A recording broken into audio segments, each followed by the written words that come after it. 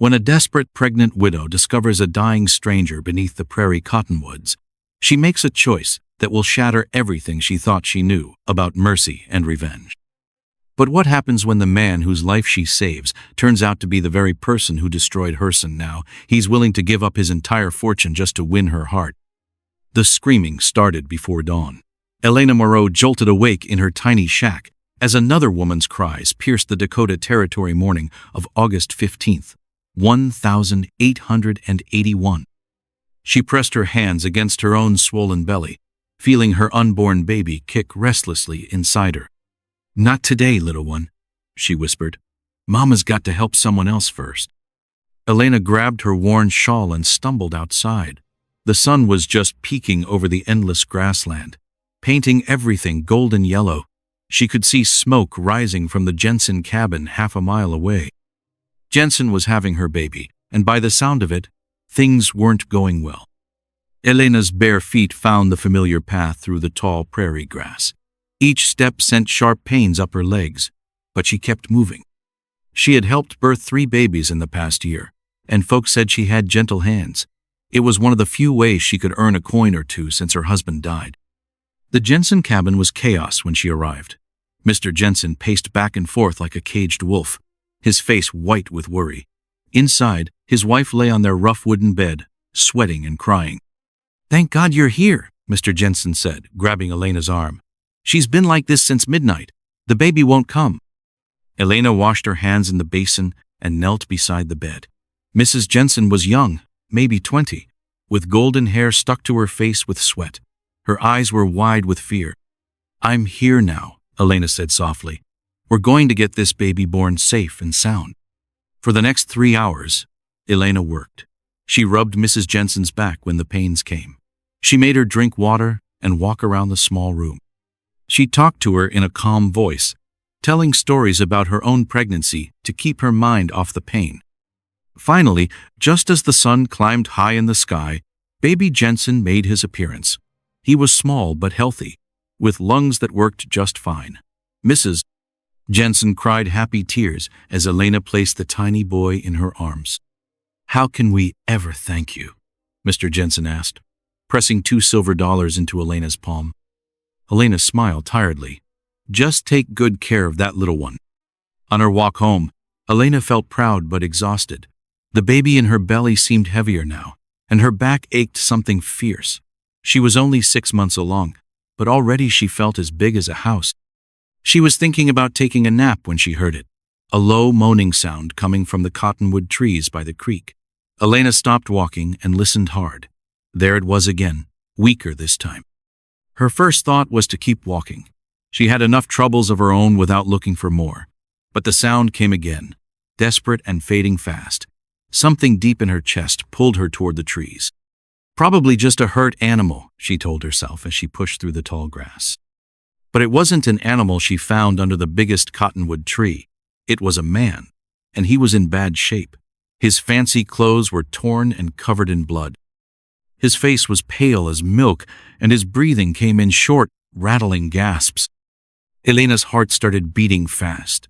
She looked around to make sure nobody else was nearby, then knelt beside him. His eyes fluttered open, and she saw they were gray, like storm clouds. "Mister, can you hear me?" His lips moved, but no sound came out at first. Then, in a whisper so quiet she almost missed it, he said, "Help me." Elena checked his pulse like she'd learned from the old doctor in town. It was weak but steady. There was a deep cut on his head that had bled a lot, and dark stains on his white shirt that looked like more blood. "What's your name?" she asked, tearing strips from her petticoat to press against the head wound. "Marcus," he breathed. His eyes found her face and stayed there. "Don't leave me." Elena felt a chill run down her spine. Something about this man seemed familiar, but she couldn't place him. His clothes were expensive, the kind only rich folks could afford. His hands were soft, not rough like a working man's. "I won't leave you," she promised, though part of her wondered if she was making a mistake. "But I need to get you somewhere safe. Can you move?" Marcus tried to sit up and immediately fell back with a groan. "Can't. Too weak." Elena looked at the sun, now blazing overhead. She was alone with a badly hurt stranger, miles from help. Her own baby was due in 3 months, and she barely had enough food for herself. Taking care of a sick man could use up what little she had left. But as she looked at his face, pale and trusting, she knew she couldn't walk away. Not from someone who might die without her help. It went against everything her mama had taught her about being human. "All right, Marcus," she said, making up her mind. "We're going to get you to my place. It's not much, but it's shelter." Getting him there took almost an hour. Elena had to help him walk, stopping every few steps when he got dizzy. By the time they reached her little shack, both of them were exhausted. Elena got Marcus settled on her only bed, then set about cleaning his wounds properly. The head cut wasn't as bad as it looked, but there were other injuries. A deep gash on his side, and bruises all over his body. It looked like he'd been beaten and robbed. As she worked, Elena found herself wondering who this man really was, and what trouble might follow him to her door. 3 days passed, like a strange dream. Elena found herself living with a mystery, a well-dressed stranger, who spoke like an educated man but remembered nothing about how he'd ended up bleeding under her cottonwood tree. "I keep trying to remember," Marcus said on the morning of the 4th day. He was sitting up in bed, looking much better but still weak. "There are pieces, but they don't fit together." Elena stirred the pot of thin soup she was making from her last chicken. Memory has a way of coming back when you're ready for it. Sometimes the mind protects us from things too painful to remember right away. She had seen this before with men who'd been in accidents or fights. The mind was smart. It hid the bad memories until a person was strong enough to handle them. Marcus watched her move around the tiny room. In 3 days, he had learned that Elena Moreau was tougher than leather and kinder than spring rain. She had given him her only bed while she slept on a pile of blankets on the floor. She had fed him her best food and never once complained about the extra burden. "Tell me about yourself," he said. "You know my name, but I know almost nothing about you." Elena paused in her stirring. How could she explain her life to someone who clearly came from money? How could she tell him about the constant worry, the empty belly, the shame of being a pregnant widow with nowhere to go? "Not much to tell," she said finally. "I'm 22 years old. My husband died last winter of lung sickness. Baby's due in October." She touched her belly gently. "I get by helping folks when I can." "What about family, parents?" "Mama died when I was 16. Papa couldn't handle raising a girl alone, so he sent me to live with my aunt in town. That's where I met my husband, James." Elena's voice got quiet. "He was a good man, but not much of a farmer. When he died, he left more debts than money." Marcus felt something twist in his chest. This woman had every reason to be bitter and angry at the world, but instead she had saved his life without asking for anything in return. "Where are you living now? This place looks temporary." Elena's face went red. She hadn't told him that this shack was all she had left in the world, that she'd been kicked off her farm and had nowhere else to go. "It's home for now," she said, turning back to the soup. But Marcus wasn't fooled. He could see the careful way she rationed food, the patches on her dress, the thin blankets that barely kept out the prairie cold. This woman was poor, not just temporarily short of money, but truly poor, in the way that ground people down to nothing. On the 5th day, Marcus's memory started coming back in bits and pieces. He remembered riding somewhere important. He remembered men following him. He remembered the sound of gunshots and his horse screaming. "Cattle rustlers," he said suddenly, sitting up straight in bed. "They were stealing my cattle." Elena looked up from her sewing. "Your cattle?" I think I own a ranch. A big one." Marcus rubbed his head, trying to catch the memories as they flickered through his mind. "There was a fight. They shot my horse out from under me. I must have hit my head when I fell." Elena's needle stopped moving. A cattle rancher meant serious money. It meant power and influence and the kind of life she could never even imagine. "Do you remember which ranch?" she asked carefully. "Brennan. The Brennan Ranch." Marcus looked at her with growing certainty. "I'm Marcus Brennan." The needle slipped and pricked Elena's finger. She stared at him in shock, a drop of blood falling onto the white cloth in her lap. Marcus Brennan, the name every poor person in the territory knew and feared. The cattle baron, who owned more land than some entire states back east, the man who could make or break whole towns with a single decision, the man whose foreman had thrown her off her farm when she couldn't pay her husband's debts. "You know the name," Marcus said, watching her face carefully. Elena stood up quickly, her sewing falling to the floor. Her heart was pounding so hard she thought it might wake the baby. "Everyone knows the Brennan name," she said, trying to keep her voice steady. But Marcus could see the fear in her eyes now, and something else, anger, maybe, or hurt. He had lived long enough to recognize the look of someone who had been on the wrong end of his family's power. "Elena, what is it? What aren't you telling me?" Elena wrapped her arms around her belly, suddenly feeling trapped in the tiny room, with this man who could destroy her life with a word. The stranger she had nursed back to health wasn't just any rich man. He was the richest, most powerful man in the territory. And she was just a pregnant widow, with nothing to her name but the clothes on her back and a pile of debts she could never pay. "Nothing," she lied. I didn't realize you were so important." But as she looked at Marcus Brennan, really looked at him for the first time, Elena wondered what other secrets were hiding behind those storm-gray eyes. Elena's hand shook as she dropped the water bucket, sending it clattering across the wooden floor. She had been fetching water from the well when she saw them, 3 riders on the horizon, moving fast toward her little shack. "Marcus," she called, rushing inside. "Someone's coming!" Marcus struggled to sit up, his face still pale but his eyes sharp with worry. "How many?" 3 men on horseback. They're riding hard, like they're looking for something." Elena's voice caught in her throat. "Or someone." Through the small window, they watched the riders get closer. The man in front wore a black hat and sat his horse like he owned the whole prairie. Behind him rode 2 younger men, both carrying rifles across their saddles. "Do you recognize them?" Elena whispered. Marcus squinted through the dusty glass.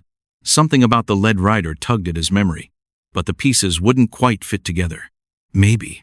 I'm not sure." The riders pulled up outside the shack in a cloud of dust. Elena could hear their horses snorting and stamping, tired from hard riding.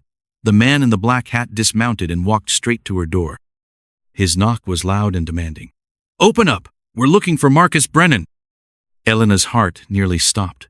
She looked at Marcus, who had gone white as fresh snow. They both knew hiding was useless now. "What do we do?" she whispered. Marcus tried to stand, but swayed dangerously. "Help me up. If these are my men, I need to face them." Elena steadied him as he got to his feet. He was still weak, but he stood as straight as he could manage. She opened the door. The man in the black hat was tall and lean, with cold blue eyes and a face like carved stone. His gaze swept over Elena dismissively before focusing on Marcus behind her. "Boss!" He pushed past Elena without a word. "Thank God you're alive. We've been searching for 6 days." "Jake?" Marcus said slowly, the name coming back to him. "Jake Morrison?" "That's right, boss. Your foreman." Jake looked Marcus up and down, taking in the bandages and pale skin. "What happened to you? Who did this?" "Cattle rustlers," Marcus said. "They shot my horse and left me for dead. This woman found me and saved my life." Jake's cold eyes turned to Elena, really seeing her for the first time. His gaze moved from her worn dress to her pregnant belly, and his expression changed to something ugly. "Well, I'll be," he said slowly, "if it isn't the widow Moreau." Elena felt ice form in her stomach. The way Jake said her name, like it tasted bad in his mouth, told her everything she needed to know. Marcus looked between them, confusion written on his face. "You two know each other?" "Oh, we know each other real well," Jake said with a cruel smile. "Don't we, Mrs. Moreau? Tell your boss about the last time we met." Elena's mouth went dry. She couldn't speak, couldn't move. The shame and anger from that horrible day came flooding back like a river breaking through a dam. "Jake, what are you talking about?" Marcus demanded. "This is the woman who was squatting on our east pasture land." Jake explained, enjoying every word. "Had herself a little farm on Brennan property, without paying a cent in rent. When her husband died and left nothing but debts, I had to throw her out myself." The words hit Marcus like a physical blow. He stared at Elena, seeing the truth written in her face. She had known exactly who he was from the moment he said his name. She had saved the life of the very man who had destroyed hers. "Elena?" Marcus's voice was barely a whisper. "Is this true?" Elena lifted her chin, finding her courage at last. "Yes, it's true. Your foreman came to my farm 3 months ago. He gave me 1 day to pack what I could carry and get out. She was nothing but a trespasser," Jake said firmly. "Had no legal right to that land. My husband worked that land for 5 years." Elena's voice cracked with emotion. "We built a cabin, planted crops, made it our home. When James died, I begged for more time to find a way to pay what we owed. But your foreman here wouldn't listen." Marcus felt sick to his stomach. He remembered now, Jake telling him about clearing squatters off the east pasture. He had barely listened, too busy with other ranch business to care about the details. It had just been numbers on paper to him. "You threw out a pregnant woman?" Marcus asked Jake quietly. "She had no legal claim to the land, boss. You know we can't let every drifter who shows up think they can just take what they want." But Marcus was looking at Elena, seeing her small shack with new eyes. This wasn't a home, it was a shelter, the kind of place someone lived when they had nowhere else to go. She had been caring for him with food she could barely afford, sleeping on the floor while he used her only bed. "What have I done?" he whispered. Elena turned away, unable to look at either man. "You did what rich men always do," she said bitterly. "You took what you wanted and never thought about the people you hurt." The room fell silent, except for the sound of Elena's quiet crying. Outside, the other 2 riders waited with their horses, unaware of the drama playing out inside the tiny shack. Jake shifted uncomfortably. "Boss, we need to get you back to the ranch. The doctor should look at those wounds, and there's ranch business that needs your attention." Marcus nodded slowly, but his eyes never left Elena. "Of course. Business." As he moved toward the door, Elena finally spoke again. "Why?" she asked. "Why didn't you tell me you knew who I was?" Marcus stopped but didn't turn around. "Because for the first time in my life, someone was caring for me without wanting anything in return. Because you saw me as just a man, not Marcus Brennan, the cattle baron." His voice was heavy with regret. "Because I was a coward who didn't want to face what I had done." Elena wiped her eyes with the back of her hand. "Get out," she said quietly.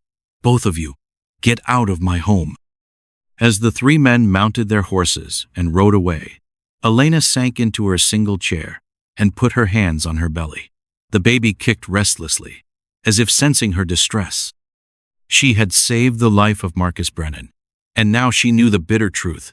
Sometimes the people we help are the very ones who have hurt us most.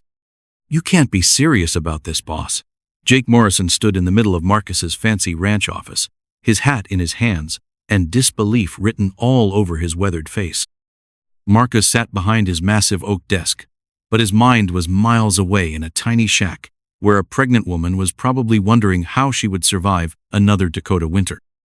It had been 2 weeks since Jake brought him home, and he hadn't been able to think about anything else. "Dead serious, Jake. I want you to take supplies to Mrs. Morrow. Food, blankets, firewood, everything she needs to get through until spring." "But boss, she was trespassing on our land. If we start helping every squatter who gets moved along, pretty soon we'll have half the territory camping on Brennan property." Marcus stood up and walked to the window that looked out over his vast ranch. He could see cattle grazing as far as the eye could reach, thousands of head worth more money than most people would see in 10 lifetimes. All of it built on land taken from someone else at some point. "Tell me exactly what happened when you evicted her," Marcus said without turning around. Jake shifted his weight from foot to foot. "I told you before, boss. Her husband had been farming a section of the east pasture without permission. When he died, she couldn't pay the back rent, so I gave her notice to vacate." "How much back rent?" $120. Marcus turned around slowly. $120? That's all?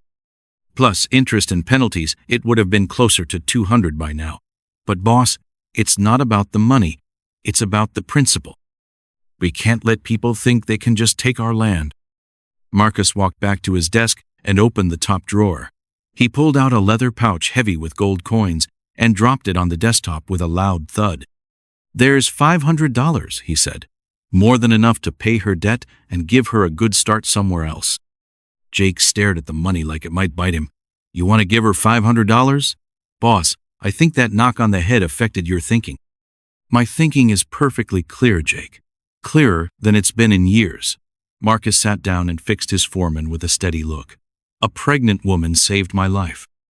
The least I can do is make sure she doesn't freeze to death this winter." "She knew who you were the whole time," Jake argued. "Probably planned the whole thing, hoping to get money out of you. These poor folks are always looking for an angle." Marcus's eyes flashed with anger. "Elena Moreau is not these poor folks, Jake. She's a woman who lost her husband, lost her home, and still found the kindness to save a stranger's life. If you can't see the difference, then maybe you're not the right man for this job." Jake's face went red. He had been foreman of the Brennan Ranch for 8 years, and no one had ever questioned his judgment before. "Fine," he said stiffly. "I'll take her the supplies, but don't come crying to me when every down-on-their-luck drifter in the territory shows up at our door with a sob story." After Jake left, Marcus sat alone in his office, surrounded by the symbols of his wealth and power. Awards from cattle associations lined the walls. Maps showed the boundaries of his vast holdings. Account books recorded profits that most men could only dream of. But all he could think about was Elena's face when she realized who he was. The hurt in her eyes when Jake told the story of her eviction. The quiet dignity with which she had asked them to leave her home. 3 days later, Jake returned from his supply run with a puzzled expression and the gold pouch still full of coins. "She wouldn't take it," he announced, dropping the pouch back on Marcus's desk. "What do you mean she wouldn't take it?" "I mean, she looked at that money like it was a snake ready to bite her. Said she didn't want charity from the man who ruined her life." Jake shook his head. "Strangest thing I ever saw. Poor as dirt and pregnant besides, but too proud to take help." Marcus stared at the gold coins spilling from the leather pouch. Most people would have grabbed that money with both hands and considered themselves lucky. But Elena Moreau wasn't most people. "Did she at least take the supplies?" "Some of them, the firewood and a few blankets. Said she'd pay for them when she could." Jake scratched his head. "Boss, I've been thinking about what you said, and maybe you're right. Maybe I was too hard on her when I evicted her, but the job still needed doing." Marcus nodded slowly. "The job needed doing, Jake. But maybe it could have been done with more kindness." That night, Marcus lay in his comfortable bed in his big house and thought about Elena sleeping on thin blankets in her one-room shack. He thought about the baby growing inside her and how she would manage when winter came in earnest. He thought about the kind of man who would evict a pregnant widow over $120 and realized that man was him. The orders had come from his office, even if Jake had carried them out. But mostly he thought about the 3 days he had spent in Elena's care, when he had been just Marcus instead of Marcus Brennan. When someone had looked at him and seen not wealth or power, but simply a human being who needed help. For the first time in his adult life, Marcus Brennan began to wonder if there might be something more important than money and land and cattle, something he had lost somewhere along the way to building his empire. Something that might be found in the eyes of a brave woman who had saved his life and wanted nothing from him in return. As autumn wind rattled the windows of his big house, Marcus made a decision that would change everything. But first, he had to figure out how to convince Elena Moreau that not all rich men were heartless, and that sometimes the most powerful thing a person could do was admit they were wrong. The baby wasn't supposed to come yet. Elena gripped the edge of her wooden table as another wave of pain crashed through her body, making her cry out into the empty shack. October wind howled outside, rattling the thin walls and reminding her how alone she was. "Not now, little one," she gasped, pressing both hands against her belly. "It's too early. You need to wait." But the baby had other plans. The pains had started before dawn and were getting stronger by the hour. Elena knew enough about birthing to recognize the signs. This child was coming whether she was ready or not. She stumbled to her door and looked out across the prairie. The nearest neighbor was Mrs. Peterson, but she lived 3 miles away. Even if Elena could make it that far, she'd never survive the journey with the baby coming so fast. Another contraction hit, dropping her to her knees. This one lasted longer than the others, and when it ended, Elena knew she was in serious trouble. First, babies weren't supposed to come this quickly, but her body wasn't following the rules. "Help me," she whispered to the empty sky. "Please, somebody help me." As if in answer to her prayer, she heard hoofbeats approaching. Elena pulled herself upright and squinted through the blowing dust. A single rider was coming toward her shack, moving fast. It was Marcus Brennan. He dismounted before his horse had fully stopped and ran to her door. "Elena, I heard you crying out. What's wrong?" "The baby," she panted. "It's coming too early. I need help." Marcus's face went white. "How early?" 6 weeks, maybe 7. Another contraction seized her, and she doubled over with a scream. Marcus caught her before she could fall. "We need to get you to town. The doctor—" "No time," Elena gasped. "Baby's coming now." Marcus had never felt so helpless in his life. He knew about birthing calves and foals, but a human baby was completely different. And if something went wrong— "Tell me what to do," he said firmly. "I'm not leaving you alone." Elena looked into his gray eyes and saw something that surprised her. Not pity or duty, but genuine fear for her safety. Despite everything that had happened between them, Marcus Brennan was truly worried about her. "Help me to the bed," she said. "Then get clean water and towels. And Marcus, if something happens to me, promise you'll find a good family for the baby." "Nothing's going to happen to you," Marcus said fiercely. "I won't let it." For the next 4 hours, Marcus Brennan learned what real courage looked like. Elena fought through pain that would have broken most men, never once complaining or giving up. She told him what to do in a calm voice even when tears streamed down her face. Marcus boiled water and tore clean sheets into strips. He helped Elena when the contractions made her dizzy. He held her hand when the pain got so bad she couldn't breathe. And slowly, he began to understand what he had really done when he evicted her from her farm. He hadn't just taken her land.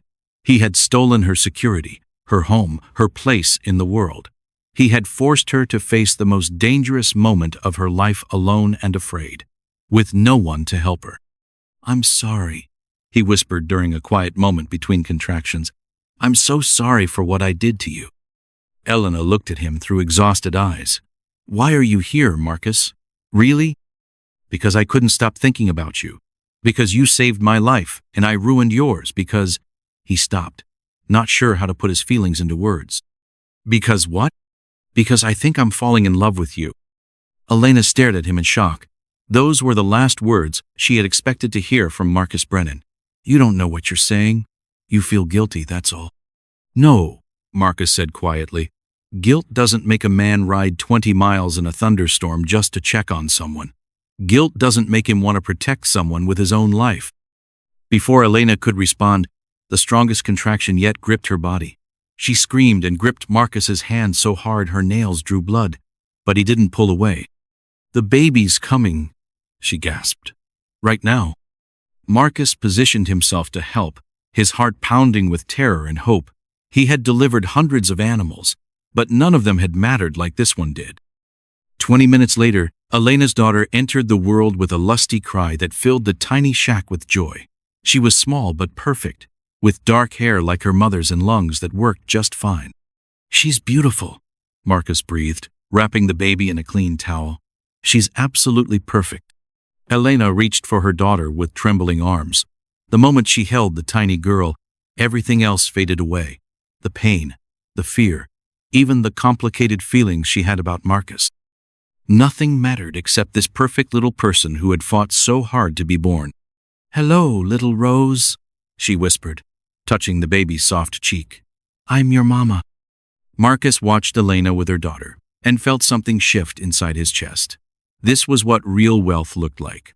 Not land or cattle or gold, but the love between a mother and child. The kind of love that couldn't be bought or sold or taken away. "Elena," he said softly, "I want to take care of you. Both of you." Elena looked up at him, still holding her daughter close. "What do you mean?" I mean, I want to marry you. I want to give Rose my name and make sure she never wants for anything. I want to spend the rest of my life making up for the wrong I did you." Elena's eyes filled with tears. "You feel sorry for me. That's not the same thing as love." "I don't feel sorry for you," Marcus said firmly. "I admire you. You're the strongest, kindest, most beautiful woman I've ever known. You saved my life when you had every reason to let me die. You're raising a child alone without asking anyone for help. You have more courage in your little finger than I have in my whole body." Elena studied his face, looking for signs that he was lying or just caught up in the emotion of the moment.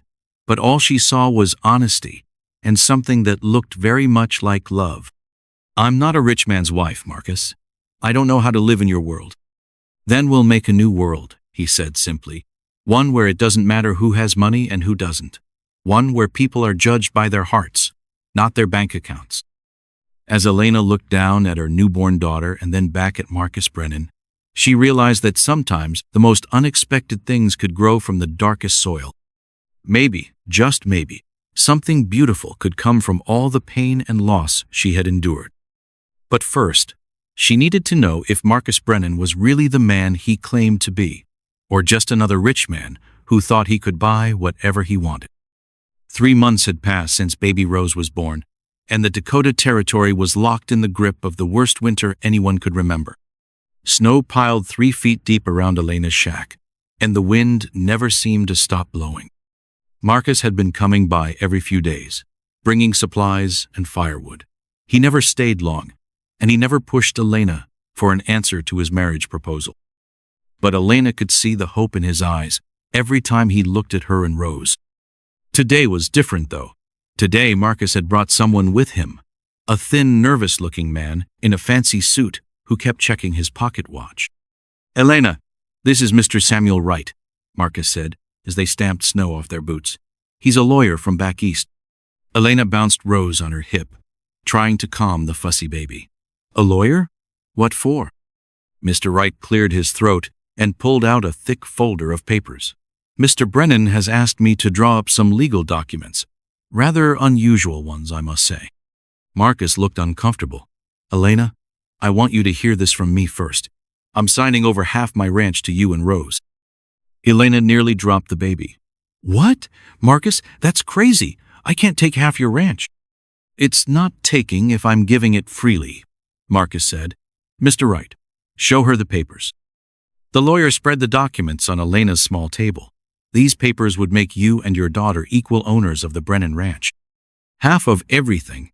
The land, the cattle, the buildings, the profits."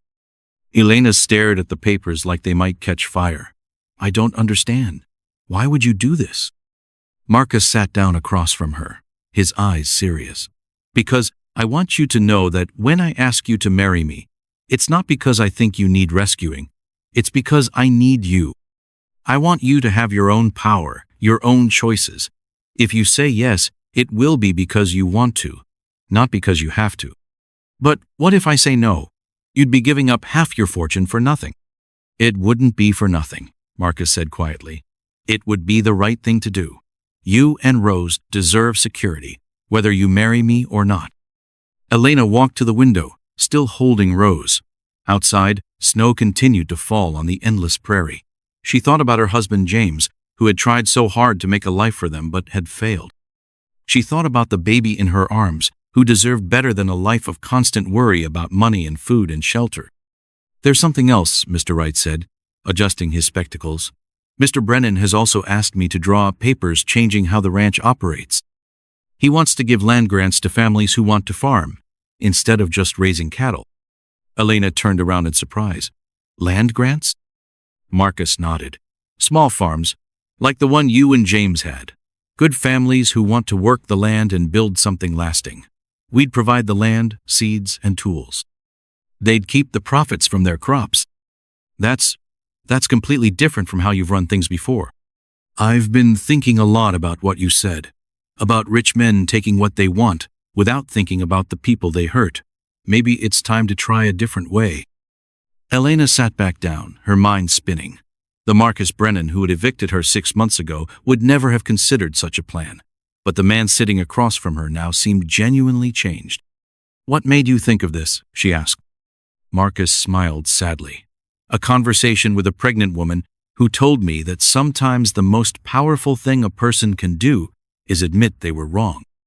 Rose began to fuss, and Elena automatically started rocking her.